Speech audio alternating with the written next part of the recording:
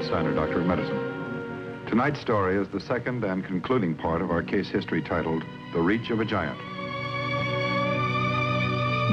Guardian of birth, healer of the sick, comforter of the aged.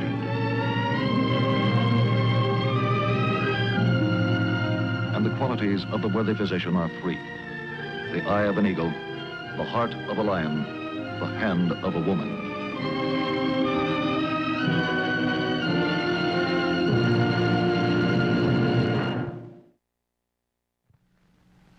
Our actual case history tonight is in the field of orthopedics, the science of the human bone structure. The object in point, an aluminum template or pattern. The case in point, James Elwood Martin. 5 years ago, Jim fractured 2 vertebrae in a fall. Shortly afterwards, he developed symptoms of an especially crippling form of spinal arthritis. In succeeding years, his spine began to ossify, to turn into solid bone. And what was worse, it slowly forced his upper body forward and downward. The year before that tragic fall, Jim Martin had married the girl with whom he had been in love since high school days. And through the painful 3 years that followed the accident, Jim had the love and support of his wife, Edith. But as the disease progressed and the deformity became worse, Jim insisted that his wife leave him and find a new life of her own. Although she protested strongly, Jim had his way, and the sobbing Edith left the man she loved. Rheumatoid spondylitis, the particular form of spinal arthritis with which Jim was afflicted, is above all a lonely disease. Medicine knows no cure, no positive remedy. The battle against it is the battle of a man's will against his body. My sister Ruth and her husband Roy have had this offer in Chicago. Jim, they want me to go too. Jim. Jim, if I'm that far away from you, I don't know. Jim, I've got to see you. I've got to talk to you. Please say yes. Look, you don't have to make up your mind about going to Chicago with Roy and Ruth yet. Not now. What?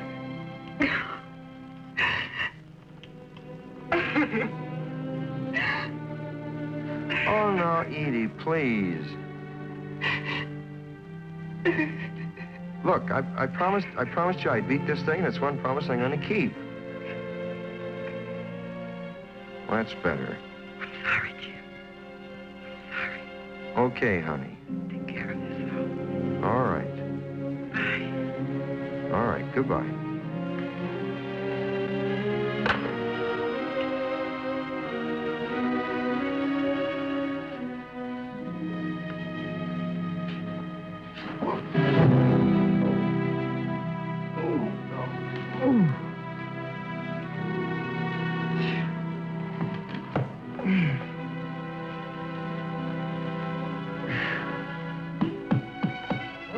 Jim's tragic condition had started 5 years before with a fall.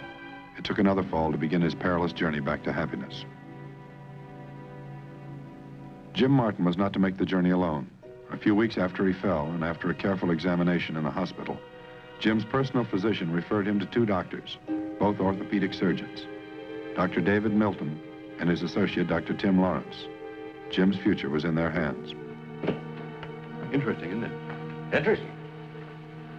I've never seen anything like it. Who is it? Dr. Herder's referral. I think he was with Sanford before that. Martin, Jim Martin. Well, is he showing up? Yeah, tomorrow, 10 o'clock. Let's take another look at it. Okay, go ahead. Jim Martin's second fall caused another fracture in his spine, in the 12th dorsal vertebra. The weight of the spine bearing down on the fracture caused it to disintegrate slowly until the vertebra collapsed. The forward curvature of Jim's deformity increased 20 degrees. He was in a state of dangerous exhaustion, and finally his will could fight no longer. Well, I suppose there's nothing I can tell you about your spinal arthritis, Mr. Martin. You probably know as much about it as anyone. I know it's worse, Dr. Lawrence.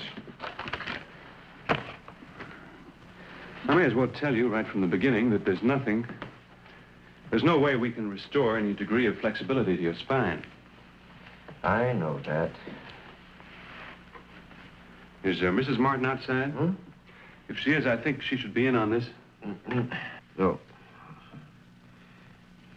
My wife left me years ago. That is, I asked her to. She isn't there. Well, there are some things we can do, Mr. Martin. Two things, in fact. First, I can put you in a cast, which will completely immobilize your torso and eventually would relieve some of the pain. What's the other?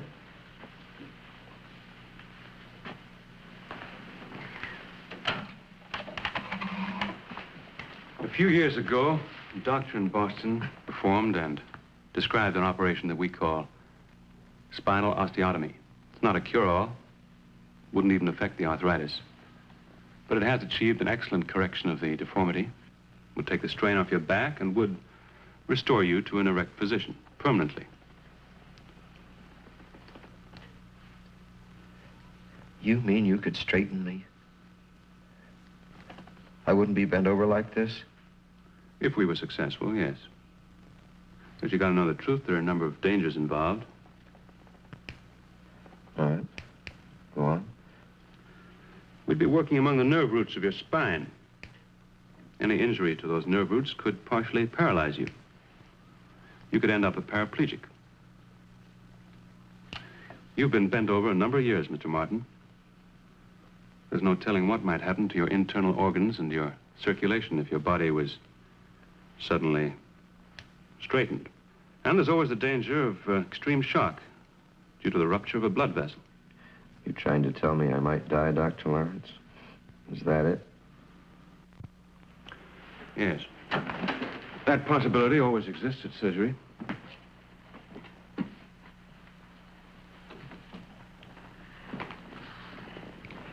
Dr. Lawrence, I want to tell you I can't go on this way. I'm not being dramatic, I just mean what I say. I can't continue like this. If there's any kind of chance... There is. In the name of all that's holy, let's take it. There's one more thing I must tell you. I've never performed this operation. Very few doctors have. Can you? I've done a number of operations on the spine.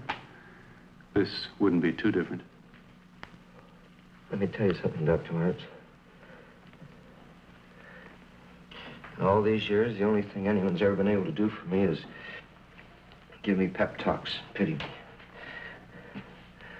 Well, I'm sick and tired of it.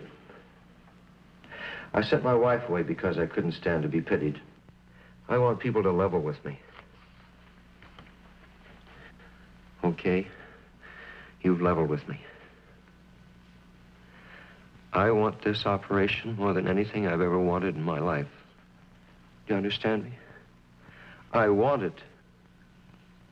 All right. We'll get in touch with you as soon as surgical arrangements have been made.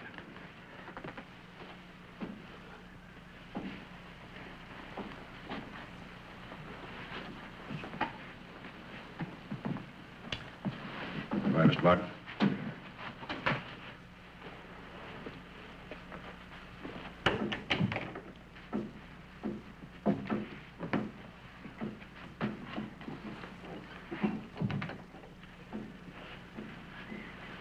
Brave man.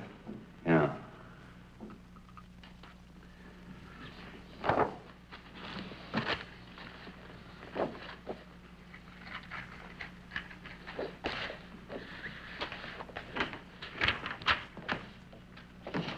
Tim, you still here? Just going over everything once more. You look bushed. You've looked tired for days. Feel all right? Look, Tim, you've read every scrap you could find about spinal osteotomy. There's much to read, isn't there? You've gone over it and over it, pushing yourself as though the whole problem had hypnotized you. Has, in a way. I mean, you go on, at least I do, in a rut. Same thing over and over again. And boredom sets in. And when something like this osteotomy comes along, you come alive again. There's a challenge to be met. A real challenge. Wish I was more like you, David. Well, you're not, thank heaven. You're a brilliant doctor. But you need some rest, that's all. Oh, yes, I need some rest every time I'm sorry. Go ahead, yell if it makes you feel better. I don't get any rest even when I'm asleep. I keep going over this operation, every second of it, over and over. It's like a recurrent nightmare. I don't know. I just don't know. Are you scared of this thing, Tim? No. No, of course not. Remember what happened after the Dykstra case? Remember what old Burley said? Yes, he said you didn't have a nerve in your body when you operate. Yeah. And it impressed a lot of people, Tim. That's funny. That's very funny. I know what's the matter with you. You're like Martin. He's sick with one disease, and you're sick with another. Yeah, what? Genius. I suppose with some people, this kind of gift is a blessing. With you, it's as much a curse as it is anything else. It drives you and it uses you until the problem is licked. And when it's licked, it tosses you aside. But to you, it's a way of life. And no matter what anybody said, you couldn't change. Not even if you wanted to. You're a slave to your own brilliance. I admire you. I'm even a little awed by you. But I pity you too, Tim.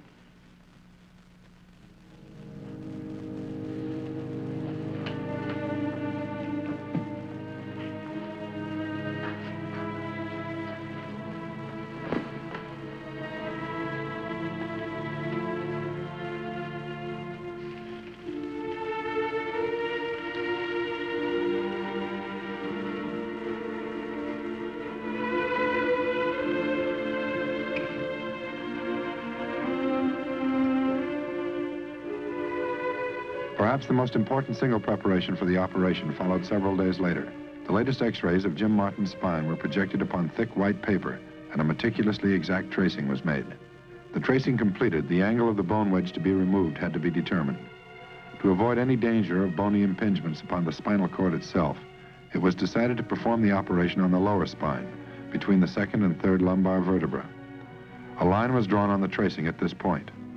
Dr. Lawrence cut the tracing along this line, severing the tracing at the point of the projected operation.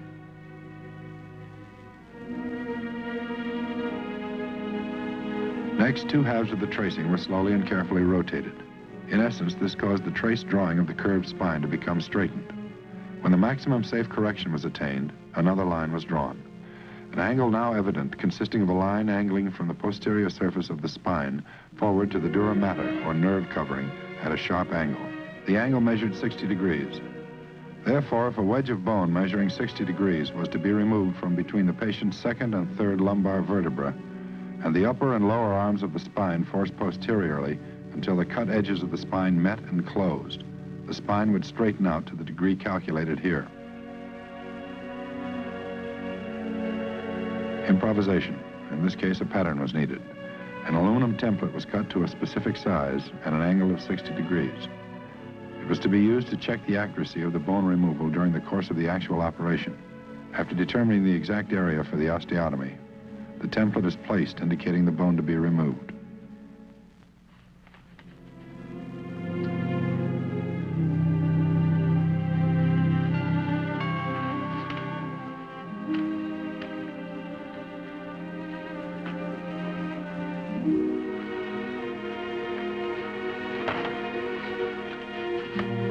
Oh, hello, Edie.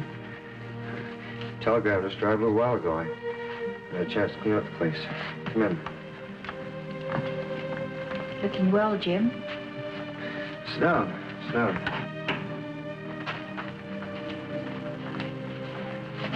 I'm sorry to drop in so suddenly.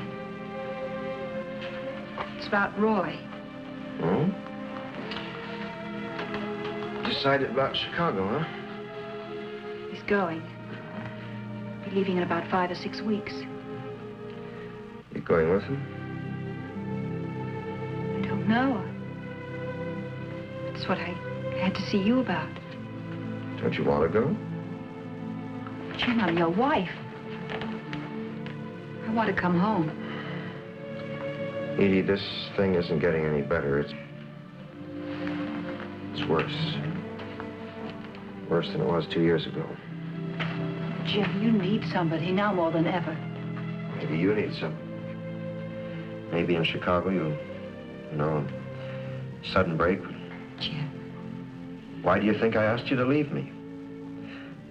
I want you to have a life with someone that you don't have to be ashamed of. I'm not ashamed of you. Suppose something happened to me, then where would you be? What could happen? Like I died. Well, it could happen. Bend over like this, not see a car. It could happen. You mean you want me to go to Chicago with Ruth and her husband? Might as well say goodbye to our marriage.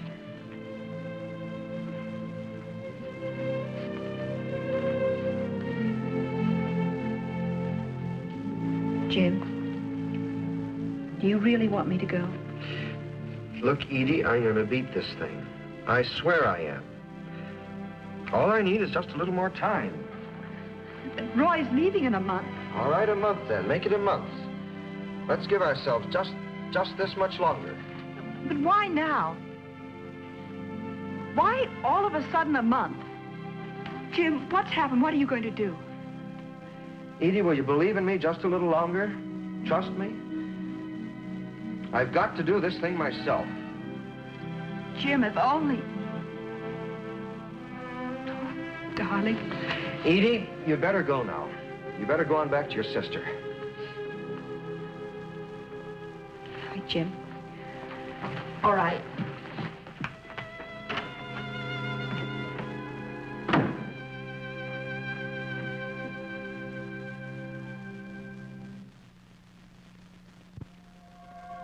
At 7:30 on the morning of March 1st, 1948, James Martin entered surgery. How do you feel, Jim? Floating. Positioning of the patient upon the table for a spinal osteotomy is of supreme importance. Since the forward curvature of Martin's spine was so severe he could not lie on his stomach, he was placed on his right side. The incision is made. The skin, fascia, and muscles are stripped from the spine for a distance of about 6 inches. The bony spine is laid bare. At this point, the complete ankylosis of the spinal column is demonstrated. There is no posterior segmental separation. Transfusions of whole blood were administered as the surgery continued. In addition, other drugs were administered intravenously to ensure the patient's withstanding the shock of surgery. Once the bone is exposed, the actual osteotomy begins. Using an osteotome, a bone chisel, and a mallet, the infinitely painstaking chipping away of the fused bone from the nerve roots. The nerve roots are completely surrounded and trapped in the abnormally formed bone. One slip of the chisel might mean permanent division of the nerve itself. Dr. Frank's familiarity with the position of the nerve roots is of great importance at this stage of the operation.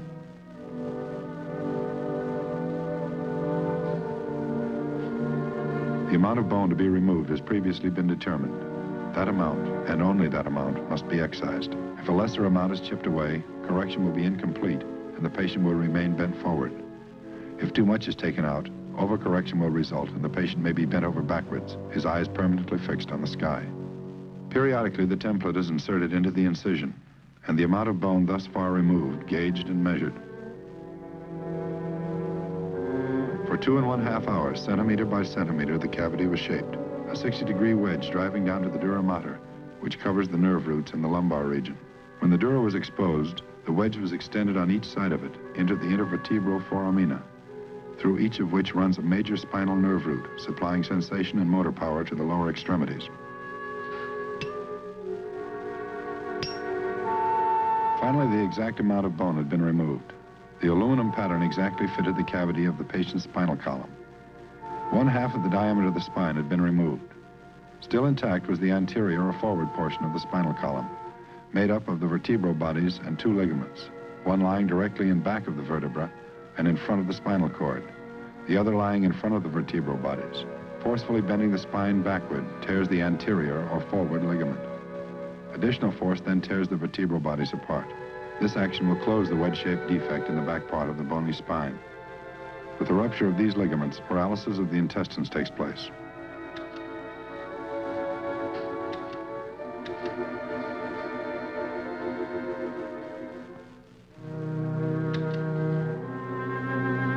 The final straightening of the spine must be done by force, skillfully applied.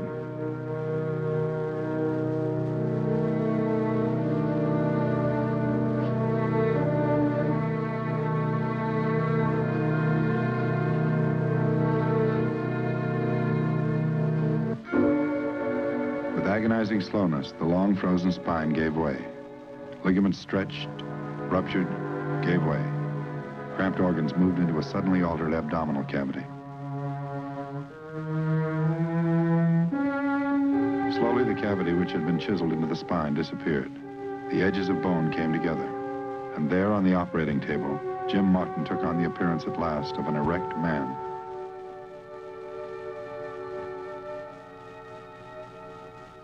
The danger did not end on the table. Since all victims of rheumatoid spondylitis are diaphragmatic breathers, the distension of the intestines might cause some extreme pressure upon the diaphragm and result in suffocation of the patient. To avoid this possibility, a gastric suction machine is kept in operation. The patient was fed intravenously during the first 2 days following the surgery. There was still danger of a blood clot. Boy, I never thought it'd be this good again. Such a little thing could mean so much. Just to lie here, on my back, straight out. Better keep an eye on me, Doc. I'm liable to float right off the bed. Now, you may not feel like it, but you're going to stay right where you are for another 6 or 7 weeks. Yeah, but on my back. Be the greatest 6 weeks of my life. Your back been giving you much pain? Look, what little pain I got, I want to keep a while. So don't you go trying to take it away from me. Reminds me of how things used to be. March 19th, 1948, while his doctor, his friend, looked on, with the assistance of a hospital attendant, Jim Martin stood erect by the side of his bed. And for the first time in many years, he could look the world straight in the eye.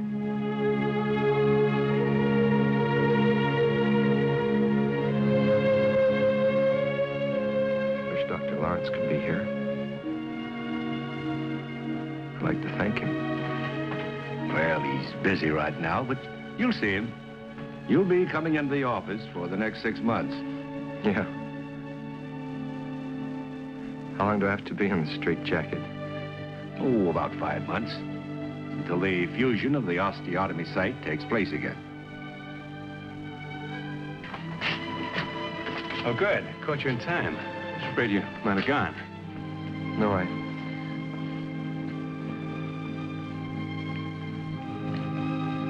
guess this is the time for the thank you speech, isn't it?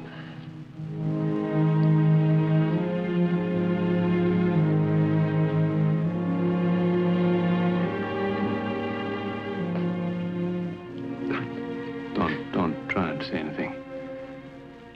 I want you to know that in more ways than you'll ever understand, I'm the one who's grateful. Thank you. Ready? Oh, I called your physician, Dr. Herter. He's got somebody to take care of you at home. Thanks. Drive you home, Jim? And so it was that on a May morning, the final gun of the battle sounded. The personal struggle of one man against his rebellious body was won. Happiness can make a man feel like a giant. Nothing, not even the sky, is too high for his reach, and no horizon bounds him in. After 5 pain-wrecked and frightening years, Jim Martin was a happy man again.